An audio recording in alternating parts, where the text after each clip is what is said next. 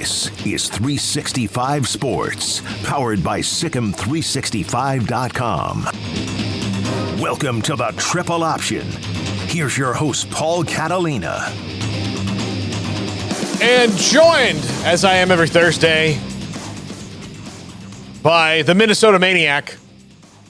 It's not even a fair name to call him, but he's in Minnesota. He's in Minneapolis. Fox 9 Minneapolis, Pierre Noujaim here on the Triple Option. It is Pick'em Day, and I will say right off the bat, Pierre has really no shot at losing this thing. Unless you suffer somehow a massive open head wound and don't get it treated and just walk in and be like, I'm picking Boston College. So... what am I looking at here, Jack? Oh, that's just a really close zoom. Okay, there we go. That was strange. It wasn't live, Paul. I know. I'm sorry. Just threw me for a loop for a second. But Pierre, you're here. Welcome aboard. Not as many big, huge matchups this week to talk about as there were a week ago, but there are some really interesting ones, and we'll start with Oregon and Washington, but you are dominating Pick'em, and you even, before we started this podcast, were like, look, I have to cover a lot of pro sports here. You know, I do cover Minnesota, but, there's, as far as the whole country, I'm not as plugged in as I was. I think you were BSing me. I have no idea how we've gotten to this point, and forgive me if I'm sounding a little bit like Barry White finding a little bit of a chest cold here, but I have no idea how we've gotten to this point. I have to be honest with you. There were some games I felt confident about, and I watch enough college football to feel good about some of these picks. But there's some where I was just like, I might as well toss a coin. And if you go back to last week, I was just thinking about this because I was keeping track on Saturday. How I ended up 4-1. And my only loss being the Texas OU game. Yeah. I have no idea. Yeah. I have no idea how that happened. I went 1-4. Oh. And so did Levi. And that means for the first time, I will have to endure punishment. We're going to push them all to Halloween and do them all together. Levi and I will have to dress up in Halloween costumes, which I think now, since we both have to do it, should be themed, like they should be together, like a duo. 100%. Yeah, 100%. A joint punishment, if you will. Yeah. So if we're going to do the same one together, then I do think that we should be like. I mean, I'm going to throw this out, and it's going to get nixed because it's too cool. But like Batman and Robin. Although this body in a Batman costume is ostensibly hilarious. Is that are you revealing what you're going with right now? I'm gonna let you guys pick it. I will have Levi and I will have vetoes on it. But we're not gonna just be like, oh yeah, well, not gonna totally humiliate ourselves, but pick something that goes together. But my choice would be Batman and Robin. But I'll tell you, if you saw this coming at you as Batman, they're like, oh, just wait a minute, he'll get tired. if it is Batman 2, I have to insist on it being the Adam West Batman, version of Batman. It's got to be that one. It has to be that one. Yes, that would be great. That would be hilarious. I can see it now. Yeah, so I'm gonna throw that out. What's that Oprah crap? The Secret, where you just put it out in the universe. And then it happens for you. So, if you want a new job, you just say, I want a new job. You don't necessarily have to do anything about it. You just say it. You announce your intention to the universe, not even to a person. Just speak it into existence. Yeah. You manifest it into existence. Yeah, that's what I'm going to try to do here. Just, here we go. It's in the universe, and it's probably going to wind up a cow and a chicken or something like that, but I don't know. Oh man, that would be great. Yeah. So, anyway, let's start with the big one of the week. You, as a displaced West Coaster, probably have some appreciation for this Oregon and Washington rivalry, and you're from Northern California. So correct. I am just assuming that plenty of people who are alums of each of these universities and how serious they take this one. And this one, now moving over a conference, but real college football playoff implications on the table for this one on Saturday, which there were for Texas and OU, but everybody was waiting to see on OU. OU proved that they belong in the conversation, now 5th ranked in the country. These two teams have been in the conversation since the jump, and one of them will take a huge step forward with a win on Saturday. Yeah, no doubt about it. And this, to me, is the game of the week. I'd be hard-pressed to find a better game to look through the calendar and decide which one you want to watch the most. This has to be at the top of the list because Bo Nix is as advertised for quarterbacks around college football. And to me, he's in that. I know a lot of people talk about the Caleb Williams and the Drake Mays, but Bo Nix has got to be in that discussion, doesn't he? I mean, I think he's that type of caliber quarterback. Maybe not as sparkly as the Caleb Williams of the world, but and we'll find out. I don't want to tip my hand too early, but at the risk of doing so, Oregon to me is about as sound as a football team out there right now, and it's been a while. I can't even recall the last time I've seen these two match up when they were both ranked inside the top 10. I'd have to do a little research on that, but it hasn't happened in a very long time. Yeah, a long time. Yeah. So this game has all the makings of being an instant classic. Washington, no slouch are the Huskies. I'm not sitting here coming in here and saying, well, I like Oregon to come in and win by 10 or something like that. No, that's not what I'm saying. But, Washington's a terrific football team. Something about Oregon, though, Paul, when you watch them play, just something about them that the way they just rolled over Colorado, which I know, I'm not putting all the stock in one game, but Oregon to me is a fun team to watch. I like keeping my eye on the Ducks. I like Washington's fantastic, and they've blown everybody out but Arizona a couple weeks ago when they played them. And Arizona is knocking on the door of beating somebody. Like they are. Yeah. Oh yeah. Like they are knocking on the door of doing that. So Arizona's the best team they've played because they blew out Cal, they blew out Michigan State, which I believe was the week that Mel Tucker got fired, at least got suspended. So I think that's correct. Yeah, they played Tulsa and they played Boise State. Now on the surface, as a college football fan, I'm not mad at that non-conference schedule, especially the first three. But, sometimes you get that. Like, I remember, I use Florida State references all the time because it's the only thing I love. The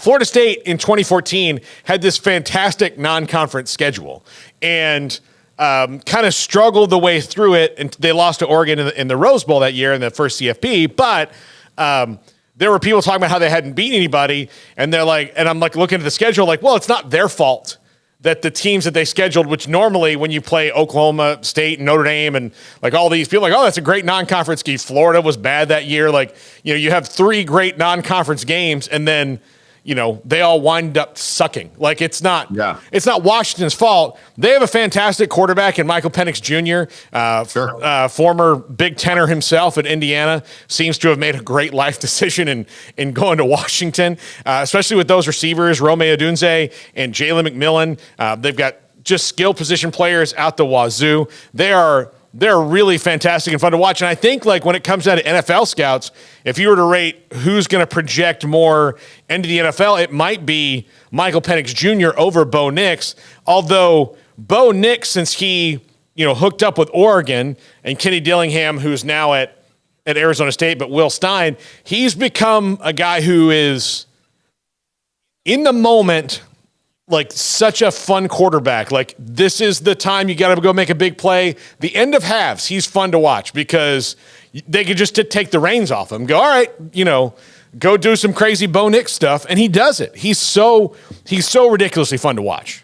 Yeah, he really is. And, if you're into that sort of thing, I'm already looking at this game and I'm thinking to myself, oh man, I am hammering whatever.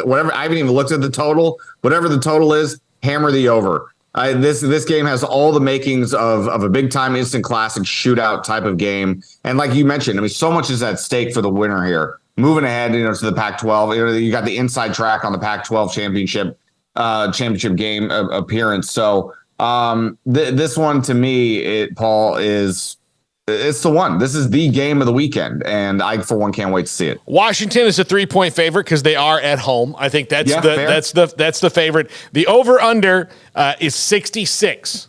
Wow, that's actually a little higher than I would have thought, but something tells me I still might eyeball that over total. Well, look, if it's 38-35, there you hit it, right? So That's it. yeah, so it's 35-30. You didn't, but is this a game? Does that mean, is this the game where we kind of say to each other, first to 40 wins this game? It feels that way. Yeah, it might be because look, Oregon's played much better defense this year. That shutting down that Colorado offense was kind of something special because. Yeah.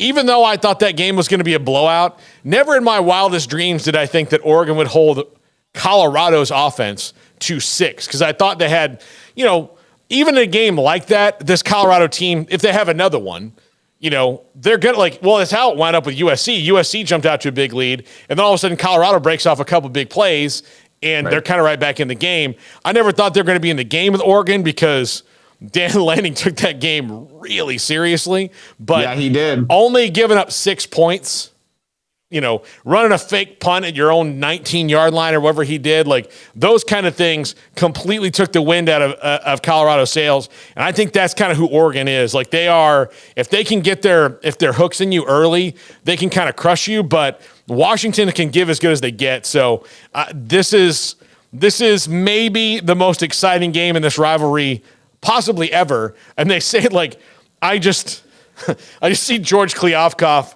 just sitting in his house in Montana, pouring himself a scotch and being like, oh, stupid.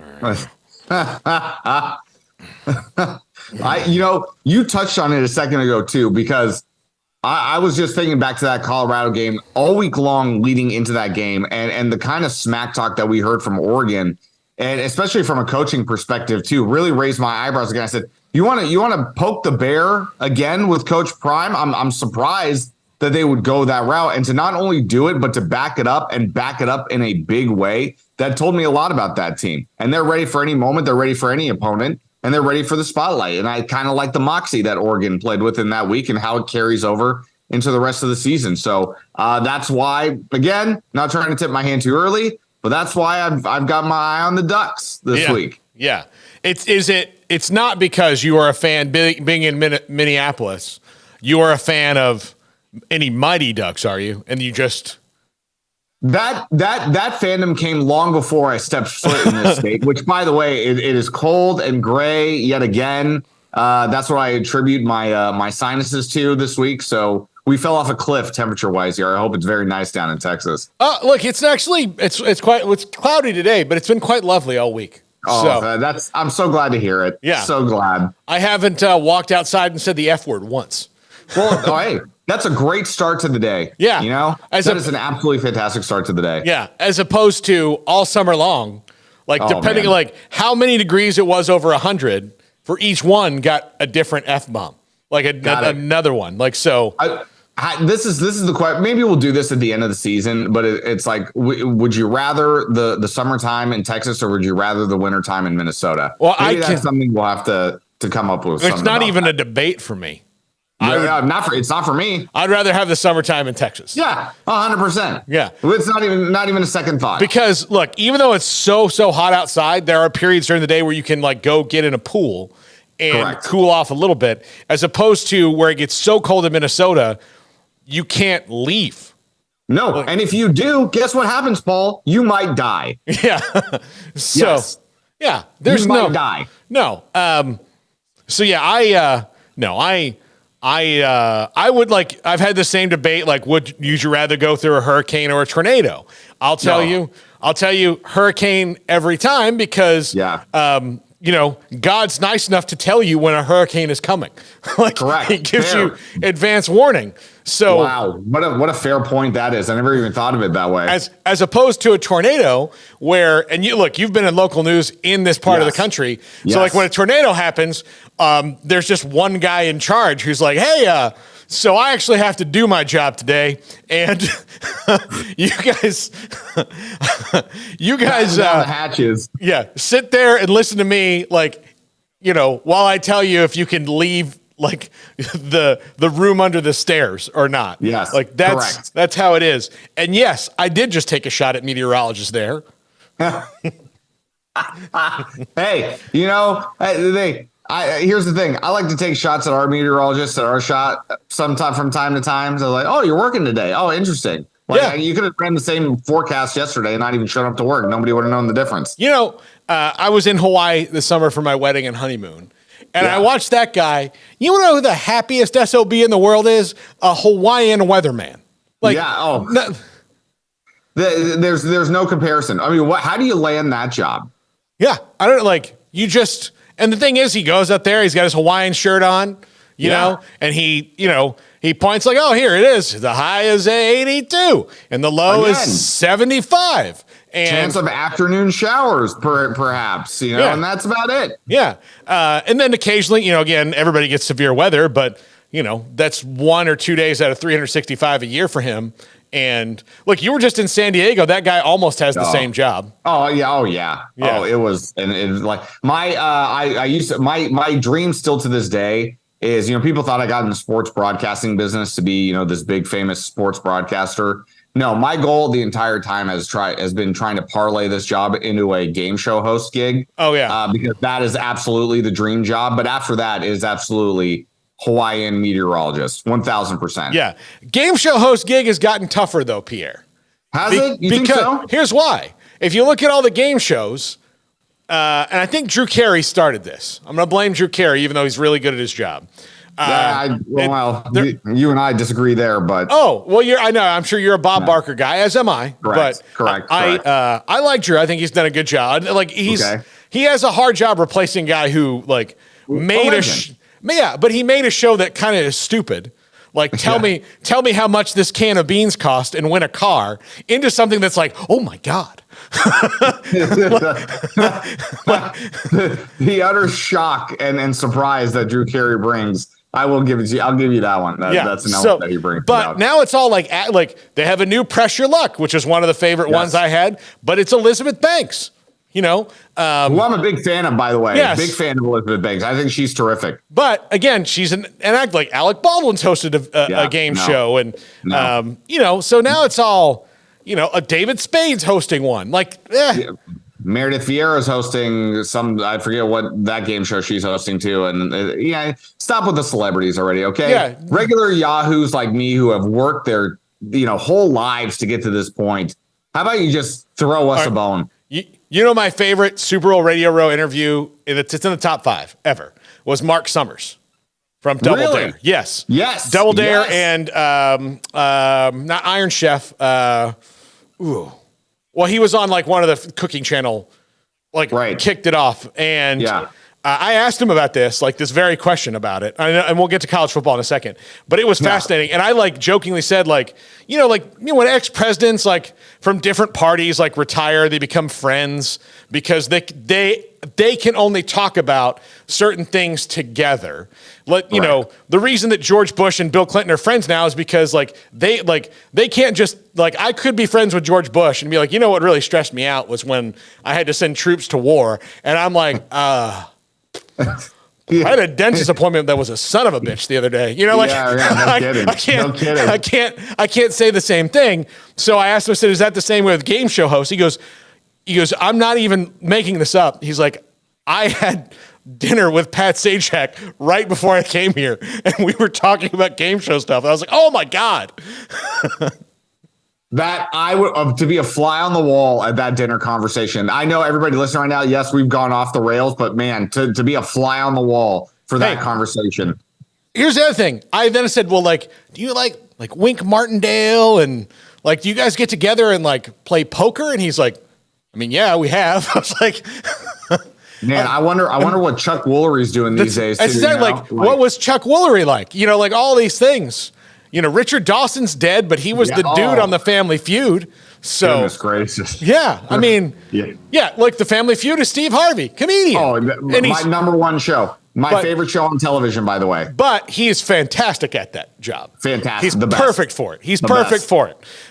They had a bunch of other, Louis Anderson was really good at it. I met him in Minneapolis, by the way. John O'Hurley, I thought, was pretty good at it too. Yeah. But this could be just one day. We'll just do a segment off the rails in the off season where we power rank game show hosts. 100%. Oh God, sign me up for that, please. No, I've got some thoughts on that. I'll tell you what. Yeah. Okay. Where do you put, and just so I can workshop this, like Jeff Probst and Phil from The Amazing Race? Okay. Yeah. So it's funny. Okay. Because I've never seen a single episode of Survivor, funny enough, but I watched The Amazing Race religiously. So much so to where I'm like, so do I. Can I get on that show? Could I get on that show? Could we do it together?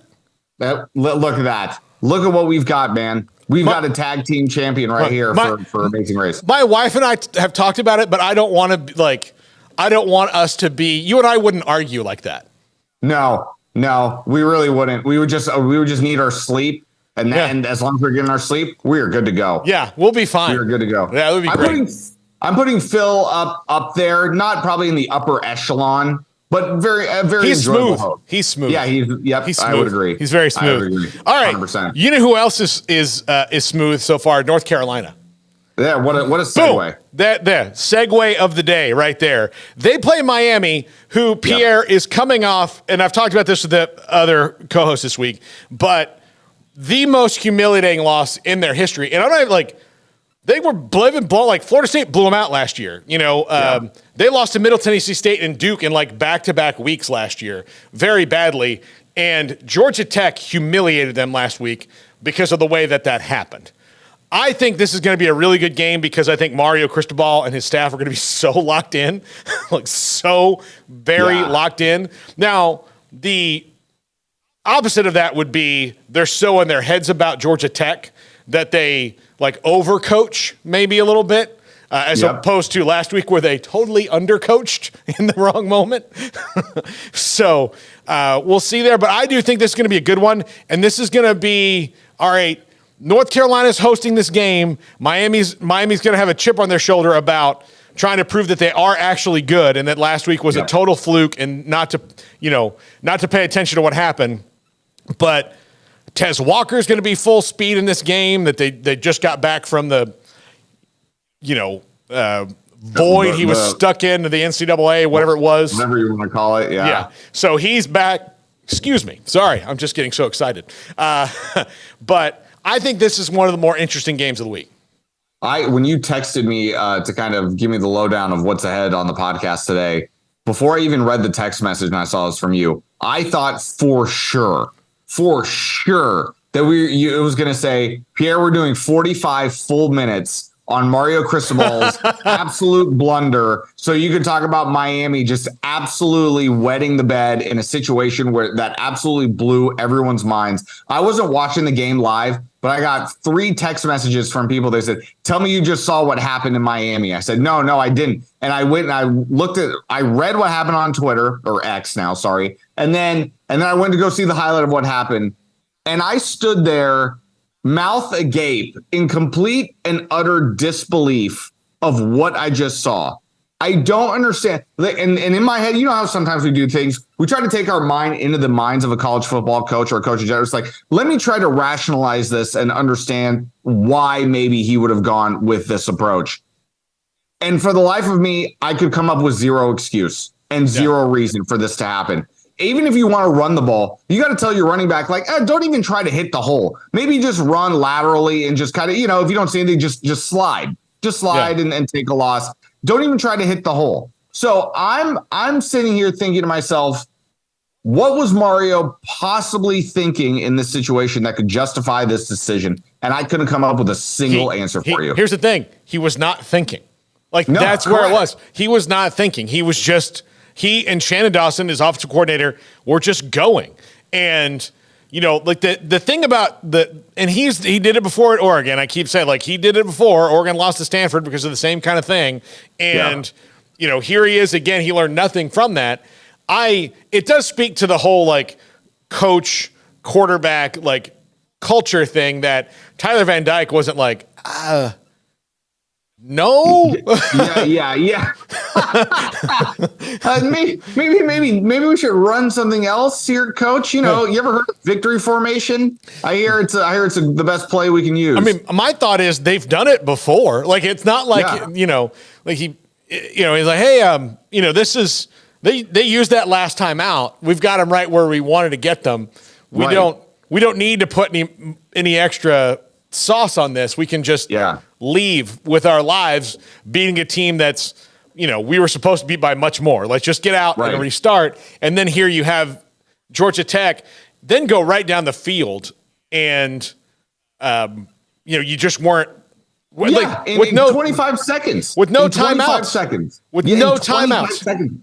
It's unbelievable. Actually, and I'm dating myself here a little bit, but it reminded me a little bit of this episode of Coach. And kids, Coach was a TV show starring Craig T. Nelson back in the day. Mm-hmm. And it was an episode where Coach didn't get much sleep the night before the game, barely slept a wink, and then he's essentially sleepwalking through the game and calls a timeout in the most crucial of times, and they don't have any timeouts remaining. Yeah. He calls a timeout, he's sleepwalking, and then it's like, what are you doing? We don't have any timeouts left. It was that kind of just mystifying blunder that was made for TV. If Craig T. Nelson can do it, if Coach Hayden, correct, Coach Hayden Fox, yes, if he can do it, then everybody can, I guess. Was that the one they just had the baby?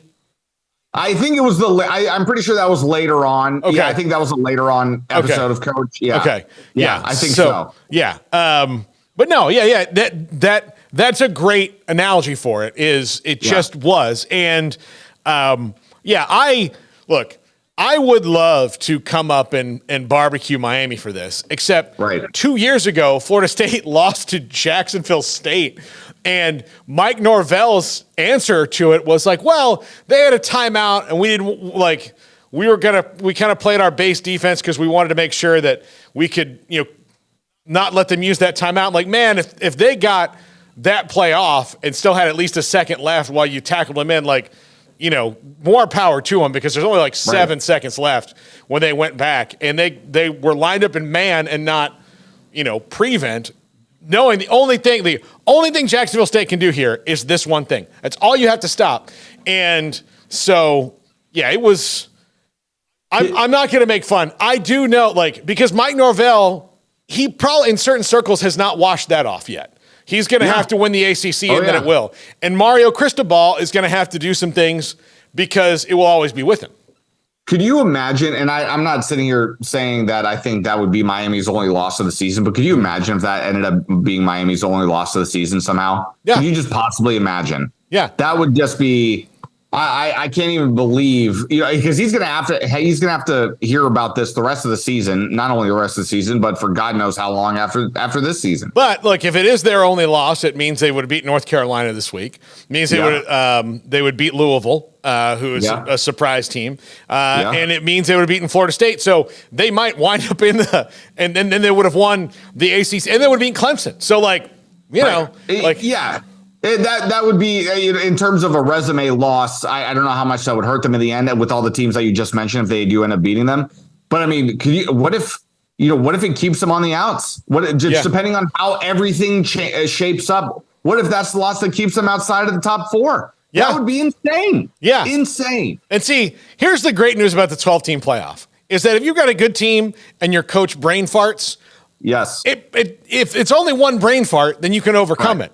But that's why that's the one thing I think that I hope that people who are opponents to the 12-team playoff understand that I know that you're the regular season is so important. Well, it is and it's not, in that there are some teams that you can just count out in October.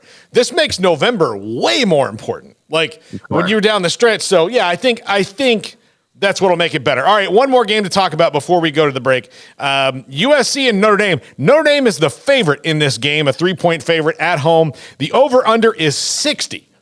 That is probably more of an indictment on USC's putrid defense than Notre Dame's offense. But I do think that Audric Estime probably has a really good game because they're not stopping the run there, and that Notre Dame maybe controls it a little bit more. But Caleb Williams exists.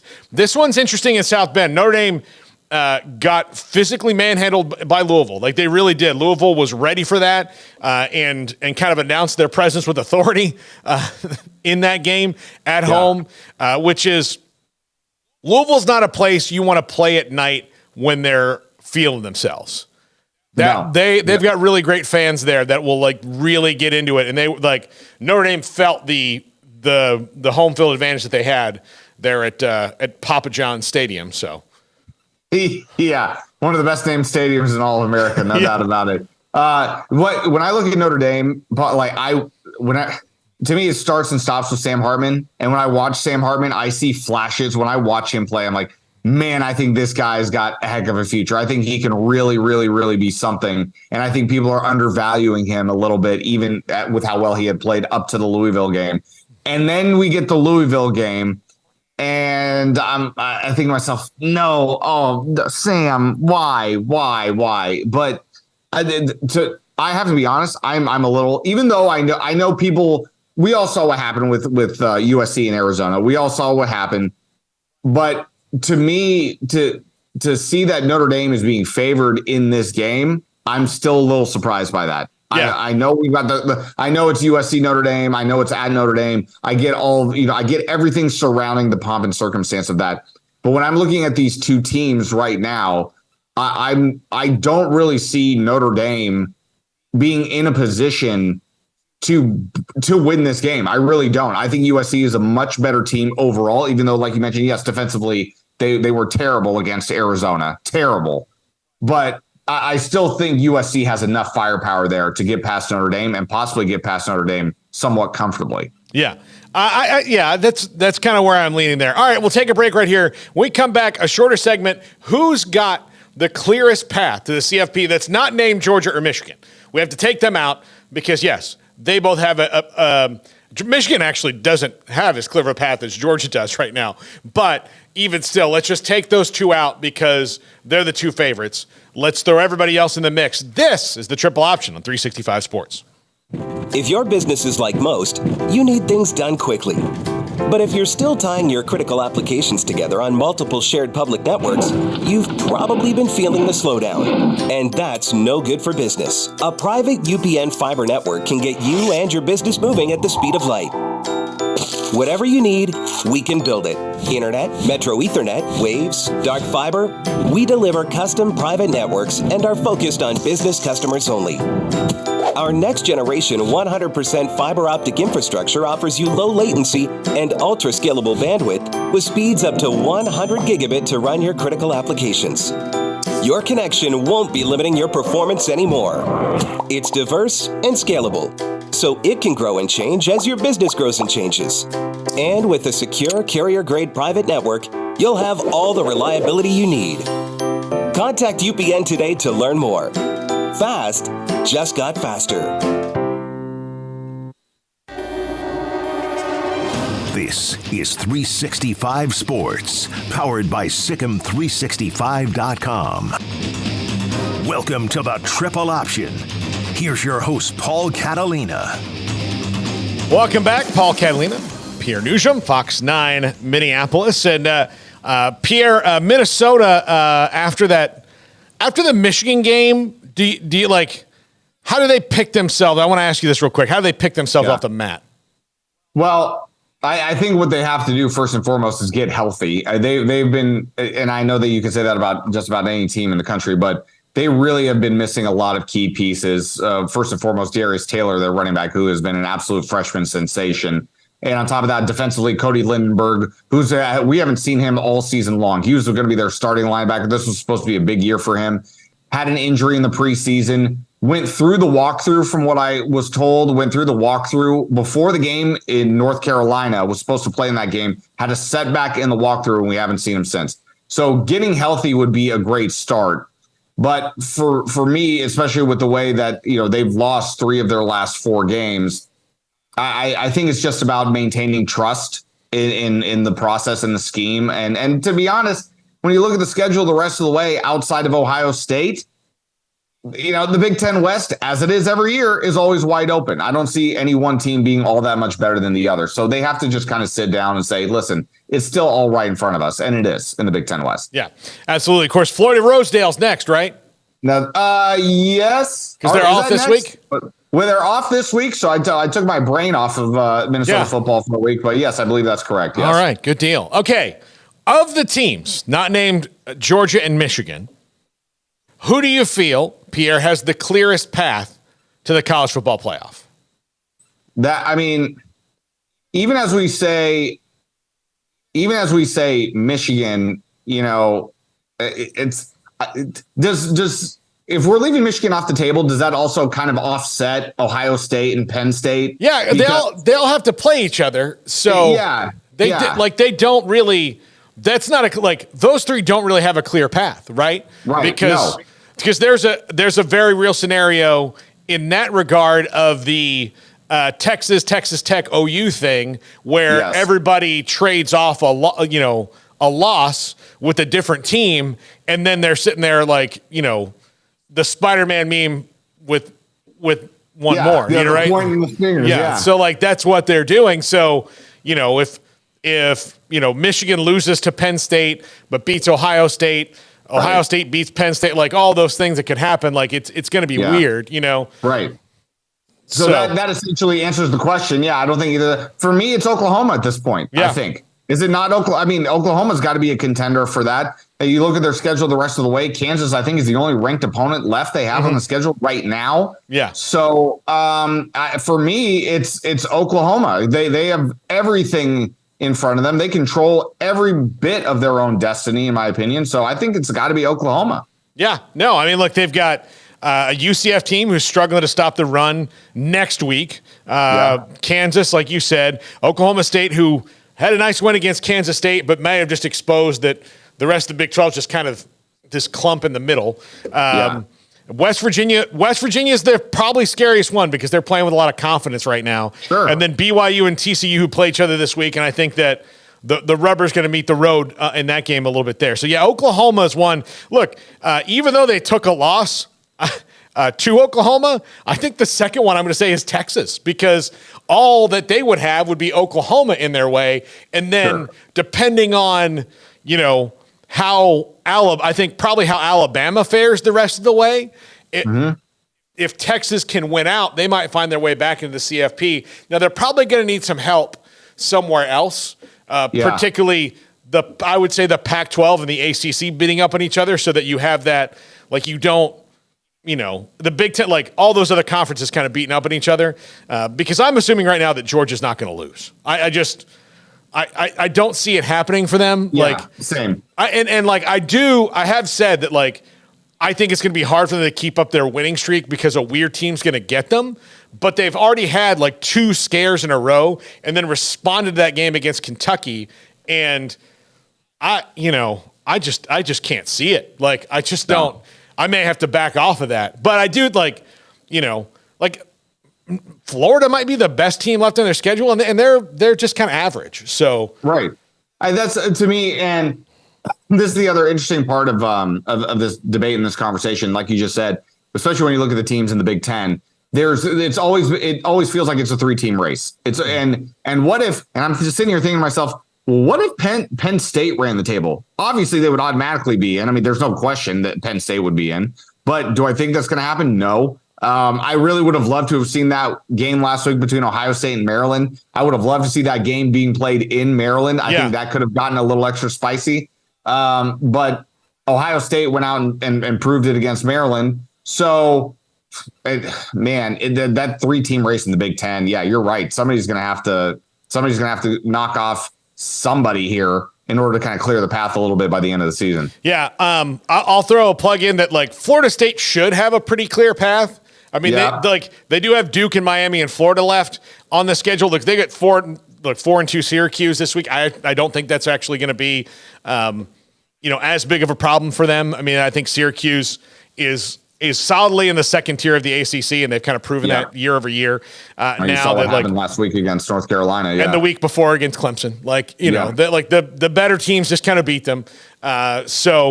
And that's what's happened to them for a couple years now. Duke will be interesting if Riley Leonard plays in the next couple weeks. I know that Mike Elko has said he's day-to-day. I kind of think that's gamesmanship. I mean, I think he probably won't play this week, and then we'll see. They've got to really, and I know, look, they have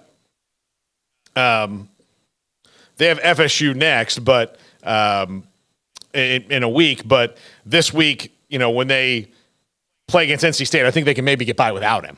So they're really focused on that if they want to contend. But they have Florida State and Louisville back to back. So their path to even the ACC, North Carolina's path after this week, I think it's a little bit smoother, but they also have to play They have to play Clemson and Duke in back-to-back weeks. So, yeah, I mean, there's not many that have like a smooth sailing. Like none of the teams in the Pac-12 because they all have to play each other. Oregon, Washington, USC all have to play each other right now. Yeah, Let me ask you this: does North Carolina really impress you that much?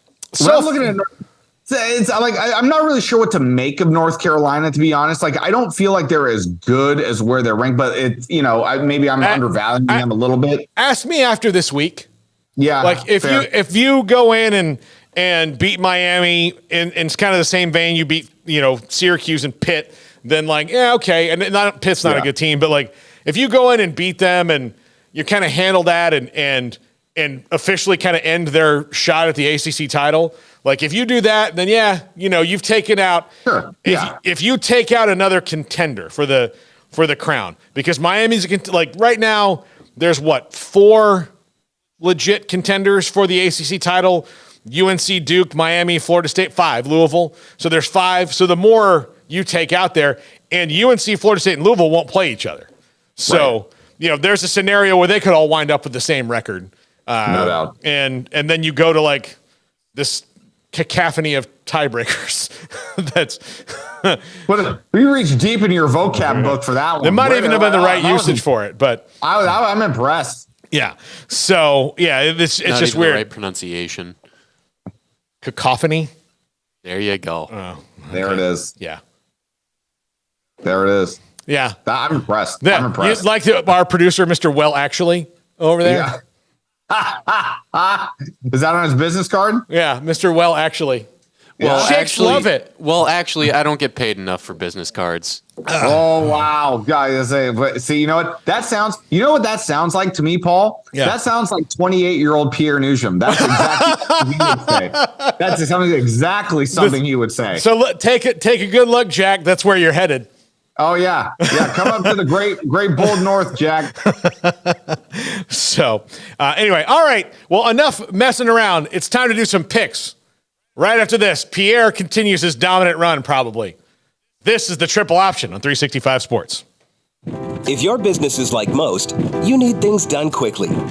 But if you're still tying your critical applications together on multiple shared public networks, you've probably been feeling the slowdown. And that's no good for business. A private UPN fiber network can get you and your business moving at the speed of light. Whatever you need, we can build it. Internet, Metro Ethernet, Waves, dark fiber. We deliver custom private networks and are focused on business customers only. Our next generation 100% fiber optic infrastructure offers you low latency and ultra scalable bandwidth with speeds up to 100 gigabit to run your critical applications. Your connection won't be limiting your performance anymore. It's diverse and scalable, so it can grow and change as your business grows and changes. And with a secure carrier-grade private network, you'll have all the reliability you need. Contact UPN today to learn more. Fast just got faster. Baylor alumni are more than 160,000 strong. When we all join hands to support our university, we don't just move the needle, we move mountains. Working together, we create life-changing opportunities for students on the field, in the classroom, in the laboratory, and in life for generations to come. So get connected. Get involved. Learn how at baylor.edu/alumni.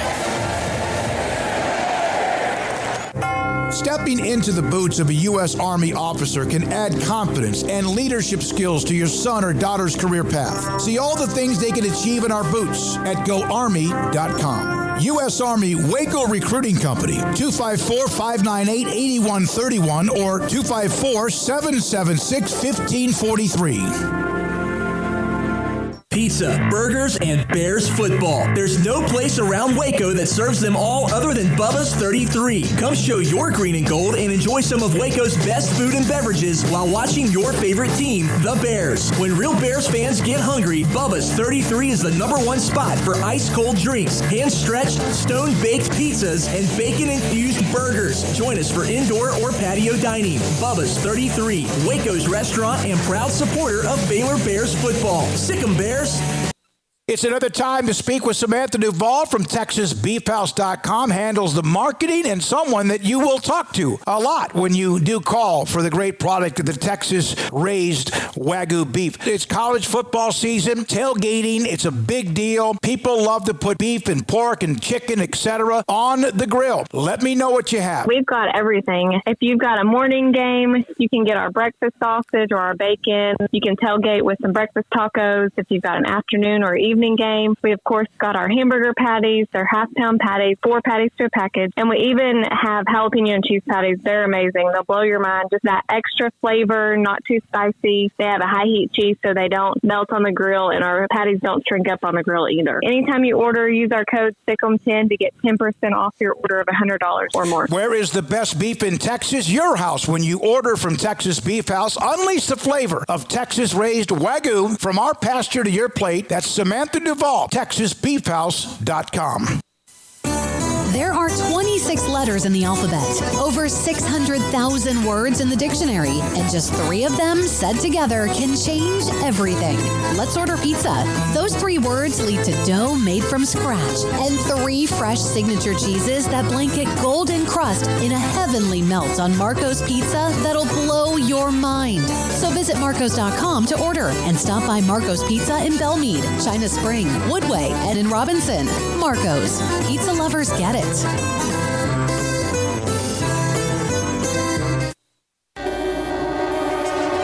This is 365 Sports, powered by Sikkim365.com. Welcome to the Triple Option.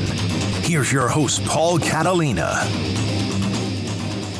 All right, it's time for our weekly picks. Pierre is dominating, as you see, 23-7. Jack is in second place at 17-13. Levi and I tied at 15-15. And poor Garrett, who had taken the day off today, and nobody's earned it more than Garrett has, is 10-20 on the season. So his goal first has to be catching us, right? Like catching me and Levi. And then we'll see what happens from there. So, but Pierre, you are dominating. You have a 6-game lead over Jack. I can't believe it myself. As we said it at the beginning of the show, blind pig finds mud every once in a while, and I guess I've just been able to find a lot of it this season. All right. We are to the halfway point of our season, and so that means we're done with the punishments I thought up, so we're going to have to workshop some more. But this one will be doing the picks from a cold tub. So isn't living in Minnesota punishment enough? Like when it comes to that, like, I mean, my goodness, Paul. We could just have you do it on your phone instead of you lose. Just tell me what the weather is and go stand outside in clothes that are not appropriate for the weather. Correct. Yeah. Correct. You live in a cold tub. I get it. Oh my God. Yeah. High tomorrow is supposed to only be 49, Paul. Oh my God. That's ridiculous. Okay. Jack, is my beard hitting the microphone? Yes, a lot. Yeah, okay. Hold on. We're going to... I'm muting Paul while he does this so you don't have to deal with all that noise. In TV, Paul, as you know, they don't really encourage facial hair. Yeah. So that's something I don't have to worry about. Is that for that reason? So, yeah, I wonder if it poses a bit of a lighting problem as well. Yeah, I don't know. Look, my wife makes me have this, and since I got married, I don't have free will, so... Well, there you have it. Here we are. So I haven't known you without a beard. Yeah, see, you haven't known me since Amanda and I weren't dating. So really, yeah, we've been dating the whole time that I've known you. So cool. Well, now married. So yeah, nope. This was one of those things. I said, it was during COVID. I said I should grow a beard, and she said, yes, do it. And then it's been here. So. It works for me. I get it. But, it does. Yeah, it does. You look great. You look great, buddy. Thank you. All right. First pick buddy on the board, SC and Notre Dame. I know Notre Dame's the favorite in this, and part of me wants to call that that they're going to go ahead and win in South Bend against USC, and USC's been playing with fire. I just don't think a team with an offense like Notre Dame's is going to be the one who gets them. Now, Oregon and Washington, whoever they have to play after this, somebody's going to give them maybe a couple times. But I'm going to roll with Superman and Caleb Williams in this one. As somebody born and raised in Northern California, where we would always say you can't spell suck without USC, it pains me to do it, but I'm also going to take USC in this matchup as well. All right. Jack. Yeah, I think Notre Dame's reeling, and I don't trust their defense to stop USC enough this time, so I'm going with USC as well. Yeah, I think they're going to make some physical plays, but I just don't do it. All right, who does Garrett have? Garrett has, let me pull that up. Garrett has USC. Okay, not going to gain anything on us on that one. Levi, who you got? Well, I wanted to pick USC, but that's lame. He says it's lame. I really need to remember to set up the Levi mic. Yeah. He's going USC. So across the board, Trojans in that one. Vegas disagrees with us. So we'll see who's smarter, us or the Sharks. All right.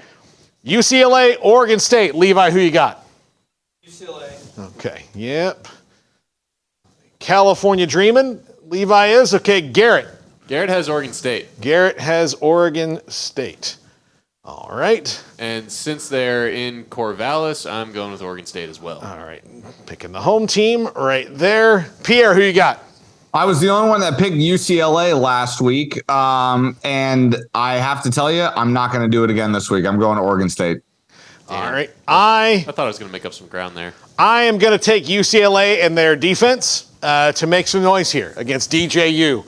And Levi and I we're just Batman and Robin together on this one. Okay. Biggest game of the week. Oregon and Washington from Husky Stadium. I think Oregon's defense is the difference in this game. It's going to be fantastic, but quack, quack, quack. Go Ducks. Pierre, who you got? For those listening to the show earlier on, you probably could tell in my voice I was leaning Oregon, and that's who I'm taking. I'm going to go with Oregon. All right. Jack, who you got? Oh, man, I wanted to go Oregon just because, I don't know, I've always liked them a bit better, but I'd rather try and make up some ground. We're going to go with the home team. We're going to go with Washington. All right. Come on. There we go. All right. Garrett agrees with that pick. Garrett. He's picking Washington. Okay. Levi, who you got? I love UW, but I'll go Oregon. He's going Oregon. Ascend. There we go. All right. And that spells wow. Okay. Coming back around, BYU against TCU, a TCU team that's lost 2 games in a row and got really bare knuckle brawl, Brad Pitt and Snatch, knocked on the ground last week by Iowa State. Levi, who you got?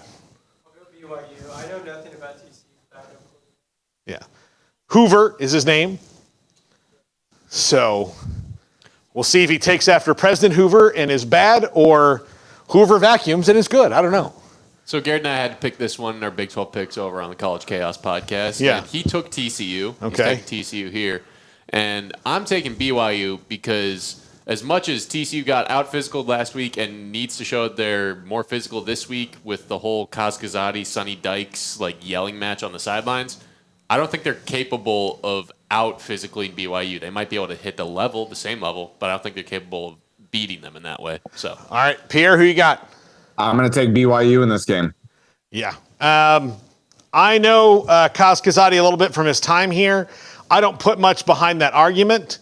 I just know that I don't know if it's something that they fix in a week, especially with a backup quarterback. And their offense just isn't hitting under Kendall Briles the way that it's intended to yet. So I think right now I'm going to go ahead and pick BYU in this one because TCU is reeling. And so there's one Garrett might pick up on us for sure. Okay, coming back around, starting with me and ending with Levi. Miami and North Carolina. This is the prove it game to me, the first one for North Carolina, where they say, okay, here's who we are, and we are legit a team that can win this league. I think they'll play well. I think Miami will be super hyper-focused and make it a game, but I think Drake May just a hair better than Tyler Van Dyke in this one, and probably a better quarterback in general. So I'm taking Mac Brown. Earlier in the show, Paul, you were talking about how this, Miami could go one of two ways here, and I'm more inclined to believe it's the former, with them like being laser focused and ensuring that this game, that type of result doesn't happen again. And yet, in the previous segment, I was just talking about how I don't think North Carolina is all that good, and yet, so it sounds like I'm going to take Miami, but you know what? I'm taking North Carolina. I think North Carolina's going to win this game. All right, they are at home. Jack, who you got? I mean, I've got family ties to North Carolina. I feel like they've got the better quarterback. And as much as I want to pick up games, I'm not going to take that stance twice in 1 week. I'm going with the Tar Heels. No, you don't want to go to chase points too early, Especially not when I'm in second place. Yeah, you don't want to chase points. And you do have an opportunity here. So yep, you've got an opportunity here. So, all right, Garrett, who did Garrett have? Garrett had North Carolina. All right. Let's see if Levi's got the Stones. I like that. I'll go Miami. All right. Wow, you really just talked him into that one, Paul. Well, look, hey. I don't think Tyler Van Dyke's good, but I agree with they're going to be like super. Okay, yeah, super focused. That's what he thinks. Not a bad decision there. So, all right. Well, Levi and I will not be tied after this week. So one of us will be ahead of the other, and I can pick up one game on Pierre. So, Jack, same thing, and Garrett, same thing. So, best shot, Pierre. You're in first place by like one less game. Oh man, by 5 games instead of 6. Yeah. The empire will be crumbling by that point. Yeah, that'll be it. You'll have to quit. All right. Well, that's going to about do it for us. Pierre, no Minnesota this week. How do you spend your Saturdays when you don't have to cover the Gophers? To be honest, I was owed a comp day, so I will be doing absolutely nothing on Saturday except for sitting on my couch and watching college football. That's exactly what I'll be doing. There you go. I will be going to Austin. Baylor's off this week. Yeah. I'm taking the wife to Austin. Beautiful. Yeah. Make sure you're going to go to Franklin? No, I could not. I'm not on a Saturday. Like, hey, you want to get up at 5 o'clock in the morning on a Saturday and wait in line? What was I thinking? No. What was I thinking? You're right. What was I thinking? That's something that you and I would do. Yes, correct. Yeah. Yes. And then bring that sounds like an amazing race challenge, perhaps, when you and I could look forward to. Yes. Yeah. No, hey, we'll pitch it to them when they can, like, here's an idea for you. Yeah. Oh, yeah.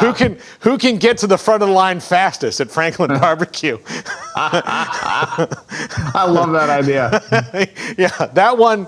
And then if you don't get because they do run out of meat, right? Yes. So they have to, I don't know if you saw last night's episode. I did. But they have to they had fruits that they had to take to these boats and deliver. Yeah. Well, if you don't get them all done, then you have to go back and all this stuff. So if you don't get brisket, ribs, and sausage and turkey, if you don't get a meat, then you you have to back of the line. Back of the line. Hope it's still there. Yeah, you have to go to another barbecue place across town in Austin traffic in the middle of the day. Good luck. Yeah, worse than Thailand. I promise you that. Yeah. You're 100%. better off in a boat in Vietnam, counting your time down. So true.